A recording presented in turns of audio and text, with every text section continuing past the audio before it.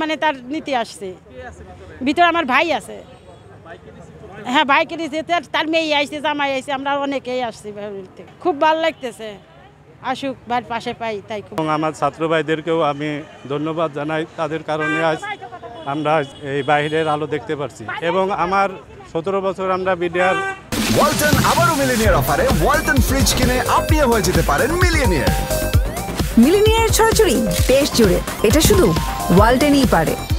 ভাই ছিল একসাথে থাকছি, সবাই নির্দোষ, বিডিআর সবাই নির্দোষ।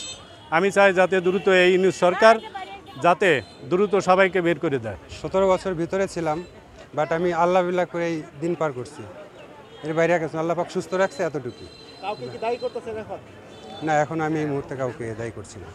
বিচার করতেছে, এখন রাষ্ট্র যদি সুষ্ঠু বিচার করে সেটা রাষ্ট্রের ব্যাপার, কিন্তু এটা আমার চলে আমি কিছু বলতে চাচ্ছি না। তবে যারা বিডিআর ভাই ভিতরে আছে, রাষ্ট্র যদি মনে করে তারা নির্দোষ, তাদেরকে বের করে দেওয়া উচিত।